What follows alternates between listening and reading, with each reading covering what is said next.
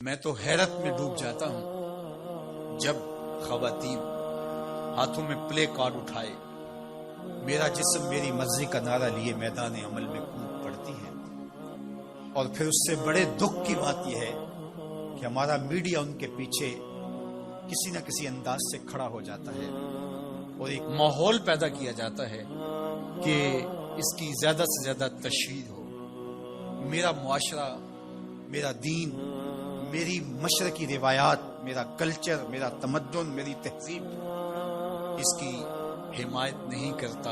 میرا دین تو مجھے اس بات کا سبق دیتا ہے، میری بہن کو، میری بیٹی کو، میری ماں کو، میری بیوی کو میرا دین یہ سبق دیتا ہے کہ وَلَا تَضْرِبْنَ بِأَرْجُلِهِنَّ لِيُعْلَمَ مَا يُخْفِينَ مِنْ زِينَتِهِنَّ، کہ وہ اتنے زور سے قدم بھی نہ رکھیں کہ ان کے پاؤں میں پڑے ہوئے پازیب کی چھنکار غیر مرد کے کانوں تک پہنچے۔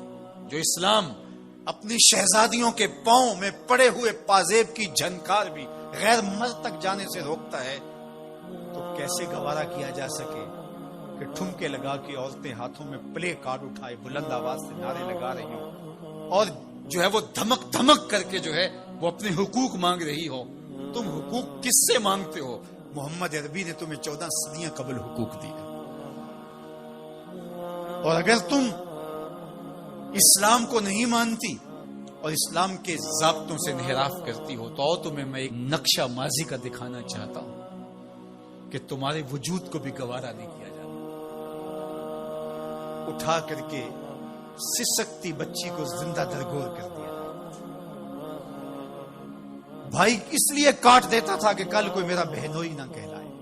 عکاس کے میلے میں بیٹوں کے ہاتھوں مائیں فروخت نہیں ہوئی؟ تذلیل کا اور کیا روپ تھا جو عورت نے نہیں دیکھا تھا؟ یہ تو اسلام کا فیض ہے کہ اسلام نے ماں کا روپ دیا، اسلام نے عورت کو بہن کا روپ دیا، عزتوں کی مسند پہ بٹھایا۔ بیٹیاں زندہ درگور ہو رہی تھی، میرے حضور نے کہا میری فاطمہ میرے جگر کا ٹکڑا۔ اس کو بتایا کہ تو تکریم کی جگہ پہ ہے، تو عزت کے مقام پہ ہے، اور حضور علیہ السلام سے سیدہ ملنے آتی، حضور اٹھ کے استقبال کرتے۔ عورت کہتی ہے مجھے حق نہیں دیا گیا جتنے حق تجھے دیے گئے۔ مرد کو وراثت میں ایک حق دیا گیا، عورت کو 2 حق دیے گئے۔ وہ باپ کی وراثت میں بھی حق لیتی ہے، شوہر کی وراثت میں بھی حق لیتی ہے، اس کو 2 حق دیے گئے۔ تو یہ تو عزت اسلام کی دی ہوئی ہے، یہ تو وقار اسلام کا دیا ہوا ہے۔ اسلام نے تجھے تکریم کی مسند پہ بٹھایا، اسلام تمہیں عزت کے مقام پہ بٹھایا، تو آوارہ ہو گئی؟ تو ہاتھ میں پلے کارڈ اٹھائے بازاروں میں گھومنے لگی، آوارگی کو اپنا حق سمجھنے لگی؟ یہ تو نقص تھا، یہ تو جاہلیت کے زمانے کی عورتوں کا مزاج تھا۔ تجھے تو یہ کہا گیا فلا تخضعن بالقول فیطمع الذی فی قلبہ مرض، کہا کہ جب دروازے پہ دستک ہو یا تو فون اٹھا لے، مجبوری ہو کسی غیر مرد سے تجھے بات کرنا، تو تجھے میرا دین کہتا ہے اپنی آواز میں لوچ نہ پیدا ہونے دینا، آواز کو تھوڑا سا کرخت کر دینا، دل کا کوئی روگی تیری آواز کی نرمی سے کوئی اور معنی نہ نکال لے۔ تو اتنی پاک اور پردے دار ہے کہ تیرے بارے میں خیال بھی پاک رہنے چاہیے۔ تجھے دیکھ کے مرد کو ادب سے نظریں جھکانے کا حکم دیا گیا ہے۔ نگاہیں نیچی کر لو، محمد کی شہزادی آ رہی ہے۔ نگاہیں نیچی کر لو، فاطمہ کی بیٹی آ رہی ہے۔ نگاہیں نیچی کر لو، عائشہ کی بیٹی آ رہی ہے۔ تو عزت کے مقام پہ بٹھائی گئی، تو کس نے تجھے آوارہ کر دیا؟ کس نے تجھے بدچلن کر دیا؟ چند ٹگوں پہ، چند ملکوں کے سرمائے پہ، اور چند آوارہ عورتوں کے کہنے پہ جو مغرب کی وظیفہ خور ہیں اور جو نہ نظریہ پاکستان کو مانتی ہیں اور نہ ہی نظریہ اسلام کو مانتی ہیں، ان کے کہنے پہ تو ان کے ساتھ جا کے کھڑی ہو گئی؟ پلٹا واپس، تیری راہیں تیرا دین دیکھ رہا ہے۔ یہ 4 دن کی زندگی ہے، یہ بکھر کے ٹوٹ جانے والی سانسیں ہیں۔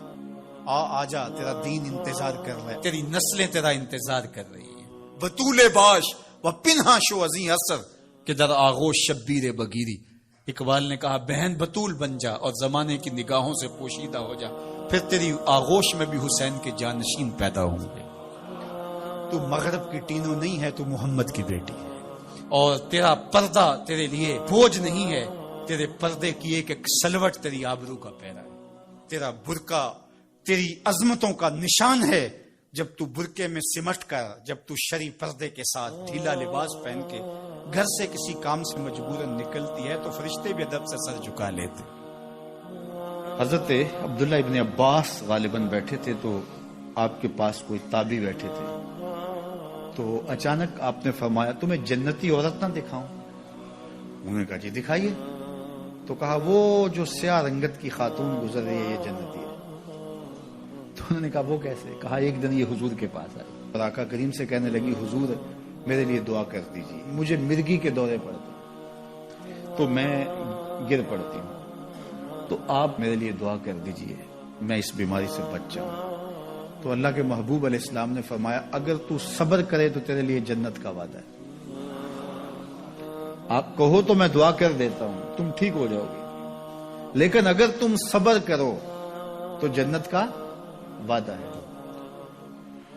تو اس نے کہا ٹھیک ہے مجھے منظور ہے، جنت وعدہ ٹھیک ہے، لیکن جب میں گرتی ہوں تو میرا پردہ کھل جاتا ہے، عورت ذات ہوں، چلو ٹھیک ہے بیماری رہے گروں بھی لیکن اتنی دعا تو کر دیں کہ پردہ نہ کھلے۔ تو اللہ کے محبوب نے فرمایا ہاں یہ دعا میں کر دیتا ہوں۔ کہا کہ مرگی کے دورے سے اب بھی پڑھتے ہیں، اب بھی گر جاتی ہے، لیکن اللہ اس کے پردے کی حفاظت کرتا ہے۔ اللہ اکبر۔ تو پردہ کتنی اہم چیز ہے، اور ہمارا دین ہمیں اس کی تلقین کرتا ہے کہ تمہارا حیا نہیں لٹنا چاہیے، تمہارے پردے کی حفاظت رہنی چاہیے۔ حیا دین ہے، اور حیا کے ساتھ اسلام کا تعلق کتنا گہرا ہے کہ یہ دونوں جڑی ہوئی چیزیں ہیں، ایک رخصت شے ہوتی ہے تو دوسری بھی رخصت ہوتی ہے۔ مجھے بھی آپ کو بھی عملی کوشش بھی کرنی چاہیے کہ یہ جو ذرائع ہیں حیا باختگی کے، ان سے اپنے آپ کو اور اپنی نسل کو بھی بچایا جائے، اپنی معاشرت کو بھی بچایا جائے۔ اور دوسری بات کہ ایمان کی تکمیل تو حیا سے ہی ہے، یہ باڑ ہے ایمان کے لیے، اگر یہ باڑ اتر گئی تو ایمان پر حملہ ہو جائے۔ تو ہم مغرب کی نکالی میں اس کو ترقی نہ سمجھیں، اگر حیا باختگی لباس مختصر بلکہ اتار دیا جانا یہ ترقی اور کامیابی ہوتی تو پھر تو کعبہ اللہ کا ننگے طواف لوگ کیا کرتے تھے، وہ ترقی یافتہ ہوتے۔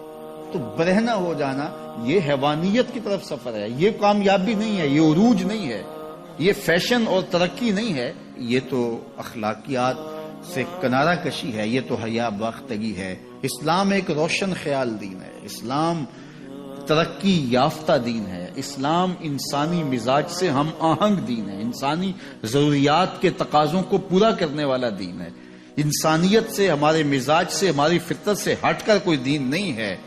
تو نفس کی تسکین اور ہے، روح کی تسکین اور ہے۔ تو جوانی کے دور کے اندر نوجوان کی زندگی کی کچھ ترجیحات ہوتی ہیں، لیکن بعد کے اندر وہ خود سمجھ رہا ہوتا ہے کہ میں یہ غلط ہوں۔ آج مغرب پریشان ہے کہ انہوں نے جوانی کے 4 ایام تو اپنی خواہشوں میں اسیر ہو کے گزار لیے، لیکن ان کے بڑھاپے کی تلخیوں کو آپ نہیں جانتے کیا ہے۔ تو مغرب کے سانچے میں ڈھلنے کی کوشش نہ کرو۔ وہ اقبال نے کہا تھا نئی تہذیب تکلف کے سوا کچھ بھی نہیں، چہرہ جو نہ روشن ہو کہ تو کیا حاجت گلگو نہ فروش۔ اندر کچھ ہو ہی نہ اور اوپر میک اپ کیا ہوا ہو تو وہ تو کبھی اترے گا، جب اترے گا تو نیچے سے کیا بلا نکلے گی۔ تو یہ مغرب کی تہذیب ایک میک اپ ہے، جب اترتا ہے تو نیچے سے بلائیں برآمد ہوتی ہیں، اور وہ بڑھاپے میں جا کے ان کی حالت دیکھو کہ وہ کتنی تلخ عجیب اور پریشان کن زندگی گزار رہے ہیں۔ لیکن مومن کی زندگی میں بظاہر تلخیاں بھی ہوں لیکن اس کا چہرہ روشن ہی آپ کو دکھائی دے گا اگر وہ اسلام کے دیے ہوئے اصولوں کے مطابق چلتا ہے۔ تو مشرق کو کبھی بھی مغرب کی نکالی نہیں کرنی چاہیے۔ مغرب تو اس مصیبت سے جان چھڑانا چاہتا ہے، لیکن ان کی معاشرت اس طرز کی بن گئی ہے کہ جان چھوٹنے نہیں پا رہی، اور جہاں سے وہ نکلنا چاہتا ہے وہاں سے ہم داخل کیوں ہونا چاہتے ہیں۔ تو میری بیٹی، میری بہن، تو مغرب کی بیٹی نہیں ہے، تو مشرق کی شہزادی ہے۔ تیرا برقع، تیری چادر، تیرا حجاب تیری آبرو کا پہرا ہے، جب تو سمٹتی ہے تو معاشرہ پھیلتا ہے۔ تیرا حیا ہی تیری زندگی کا تیور ہے اور یہی تیرا نور ہے۔ ایک صحابی حضور کی خدمت میں حاضر ہوا اور عرض کرنے لگا جاہلیت کے زمانے کی 2 باتیں ہیں، ایک بات یاد آتی ہے تو آنسو نہیں تھمتے، اور ایک بات یاد آتی ہے تو ہنسی نہیں رکتی۔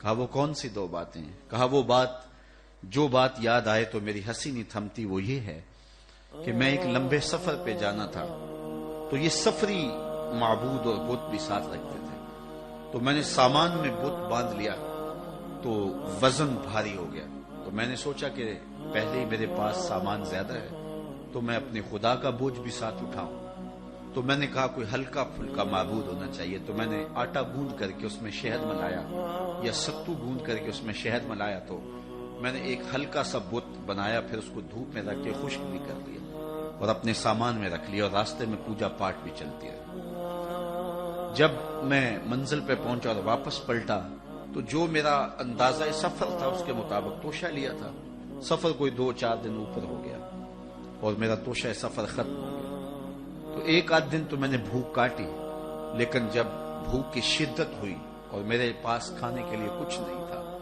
تو مجبور ہو کر میں نے تھیلے میں ہاتھ ڈالا اور اپنے معبود کو ہی نکالا اور پتھر پہ رکھ کے توڑا، اور پھر اس کے اندر پانی ڈال کر اس کو گوندا، پھر اس کی روٹی پکائی، پھر کھاتے ہوئے کہا میرے خدا اب کام نہیں آئے گا تو کب آئے گا، اب تو بھوک سے میری جان بھی نکل رہی ہے۔ آج اس بت کی بے بسی مجھے یاد آتی ہے تو میری ہنسی نہیں تھمتی، کتنا بے بس معبود تھا جو اپنے پجاری سے اپنا وجود بھی نہیں بچا سکتا تھا، وہ یہ بھی گزارش نہیں کر سکتا تھا کہ میری پوجا پاٹ کرنے والے آج میرے بدن کو توڑ رہا ہے اور دانتوں تلے چبا رہا ہے اور پھر اپنے میدے میں ڈالے گا، پھر گندگی کے ڈھیر پہ پھینک آئے گا، جو اپنی دکھ بھری داستان بھی بیان نہیں کر سکتا، وہ میرا معبود تھا۔ آج اس بت کی بے بسی مجھے یاد آتی ہے تو میری ہنسی نہیں تھمتی، اور جو چیز مجھے تڑپا دیتی ہے وہ یہ ہے کہ میں اپنی بیوی کو حاملہ چھوڑ کے گیا ایک سفر پہ، اور وہ میرا سفر بہت لمبا تھا، کئی سالوں کے بعد واپس پلٹا تو میرے گھر کے آنگن میں بیٹی کھیل رہی تھی، اور میری بیوی نے اس ڈر سے کہ یہ بیٹی کو زندہ درگور کر دے گا، بیٹی کی توتلی زبان پر میرے لیے محبت کے خوبصورت جملے رکھ دیے۔ عربوں سے گفتگو آپ کریں تو ان کے لہجے میں اتنی مٹھاس ہوتی ہے کہ ان کے جملے دل کو چیر دیتے ہیں۔ اللہ نے نطق کا جو نور اہل عرب کو دیا ہے وہ دنیا کی کسی زبان کو نہیں دیا۔ اقبال نے کہا نا شکوہ ترکمانی ذہن ہندی نطق عربی، کہ عربوں جیسی زبان کسی کے پاس نہیں ہے، ترکوں جیسا وجود کسی کے پاس نہیں ہے، اور ہندیوں جیسی ذہانت کسی کے پاس نہیں ہے۔ تو وہ بات اور ان کا میٹھا لہجہ اور خوبصورت انداز، اور اس نے بیٹی کی زبان کے اوپر خوبصورت باتیں، باپ کے لیے محبت کے جذبات رکھ دیے۔ تو وہ کہتا ہے میں جب لمبا سفر کاٹ کے آیا اور اپنے گھر داخل ہوا تو میں بیٹی کو دیکھ کے جھل بھن کے کباب ہو گیا، لیکن ماں نے اس بیٹی کو میرے لیے بہت زیادہ تیار کیا تھا، اس کے دل میں محبت ڈالی تھی، اس کی زبان پر لہجے پہ اتنے میٹھے رس بھرے لفظ رکھے تھے، وہ دوڑ کے آ کے میری ٹانگوں سے لپٹ گئی اور یا ابا ہو کہہ کر کے مجھے پکارنے لگی، اور میں اندر سے کھول رہا تھا اور میرا خون جو ہے وہ جوش میں تھا کہ میرے گھر میں بیٹی، اور میں اپنی بیوی کو گھورنے لگا کہ ایک تو نے سانپ کو جنم دیا ہے اور دوسرا اس کو باتیں سکھائی ہے، اور میں اس انتظار میں تھا کہ اس بیٹی کو میں کسی طرح ٹھکانے لگاؤں، اور خیر میں کچھ وقت آرام کیا اور بیٹی کو ساتھ لے کر کے باہر چلا گیا، اور وہاں میں نے ریت میں جو ہے وہ گڑھا کھودنا شروع کر دیا۔ میری بیٹی کو میرے سے اتنا پیار تھا، اتنی محبت تھی کہ جب میں تھکن سے چور ہوتا اور میرے ماتھے پہ پسینہ آتا، وہ آگے بڑھ کے اپنے دامن کے چلو سے ماتھے کا پسینہ صاف کرتے، اور میرے دل میں کوئی نرمی اس کے باوجود پیدا نہ ہوتی، اس سماج کی جھوٹی رسموں میں ایسا جکڑا ہوا تھا، اور اس بیٹی کے لیے میرے دل کے اندر اتنی نفرت تھی کہ میں اس کو بہت جلد صفحہ ہستی سے مٹانا چاہتا تھا، لیکن اس بیٹی کو پتا نہیں تھا کہ یہ سب کچھ کیوں ہو رہا ہے، ستم کوشیاں ہیں، کرم کاریاں ہیں، بس ایک دل کی خاطر یہ تیاریاں ہیں۔ اسے نہیں پتا تھا یہ گڑھا کس کے لیے کھودا جا رہا ہے۔ خیر جب میں نے گڑھا کھود لیا اور میں گڑھے سے باہر آیا تو میری بیٹی کے چہرے پر طمانیت کے آثار آ گئے کہ میرے باپ کی مشقت ختم ہوئی، لیکن اسے نہیں پتا تھا کہ اب مشقت کس کی شروع ہونے والی ہے، اور میں نے اس کو دھکا دے کے اوپر سے ریت انڈھیلنا شروع کر دی۔ وہ ننھے ہاتھ جوڑ کے مجھے فریاد کرنے لگی اور کہنے لگی کہ ابا جان میں کچھ طلب نہیں کروں گی، اور میں ریت پھینکتا رہا، اور پھر ریت پھینک کر کے میں واپس آ گیا۔ آج اسلام لایا ہوں تو اس کی چیخیں مجھے سونے نہیں دیتی۔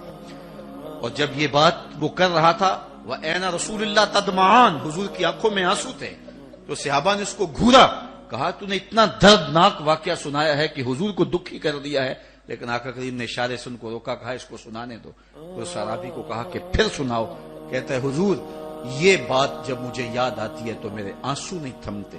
بیٹیوں کو زندہ درگور کرنے والے اور بیٹیوں کو جو ہے وہ گڑوں میں پھینکنے والے اور اس پر خوشیاں منانے والے اور معاشرے سے داد وصول کرنے والے اور یہ بیٹیوں کا ظلم، بیٹیوں کے اوپر ستم کی کہانیاں رقم ہوتی تھی.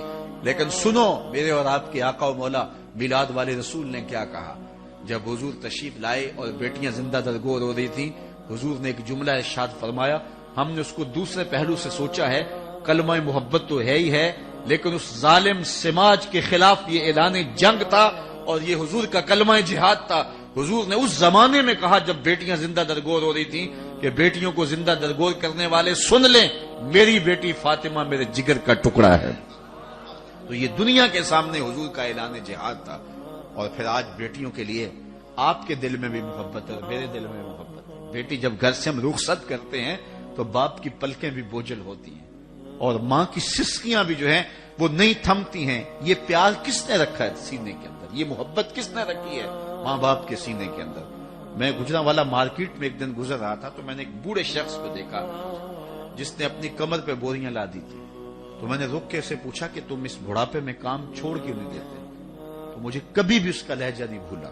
اس کی آنکھوں میں نمی آ گئی اور ایسے اس نے انگلی کھڑی کی اور کہنے لگا حضرت ابھی ایک بیٹی رہتی ہے جس کی میں نے شادی کر دی. تو میں سوچنے لگا یہ باپ تو زندہ درگور کرتا تھا، آج یہ جھکی ہوئی کمر پہ بوریاں لاد رہا ہے. یہ بھائی تو قتل کرتا تھا، کل کوئی میرا بہنوئی نہ کہلائے. آج یہ فیکٹری میں اوور ٹائم لگا رہا ہے کہ میں نے بہن کے ہاتھ پیلے کرنے. باپ کے سینے میں یہ پیار کس نے ڈالا؟ بھائی کے سینے میں یہ محبت کس نے ڈالی؟ ایک ہی جواب ملے گا، میلاد والے رسول نے. اب کوئی اس بیٹی کو کہے کہ تو حضور کا میلاد نہ منایا کر، میرے پاس بڑی دلیلیں موجود ہیں، تو وہ کہے گی منہ دوسری جانب کر، مجھے تو عزت ہی حضور نے دی ہے، مجھے تو جینے کا حق ہی حضور نے دیا ہے، مجھے تو وقار ہی حضور نے دیا ہے. میری ساری عزت اور میرا سارا وقار اور میرا سارا تقدس آمنہ کے لال کا صدقہ ہے. میں تو جیوں گی تو حضور کے لیے، میں تو مروں گی تو حضور کے لیے. میں تو اپنی اولاد کو بھی درود و سلام کی لوریاں دوں گی، میں تو اپنی اولاد کو بھی حضور پہ درود پڑھنا سکھاؤں گی، اس لیے کہ مجھے زندگی کی ضمانت ہی مصطفیٰ جان رحمت نے دی.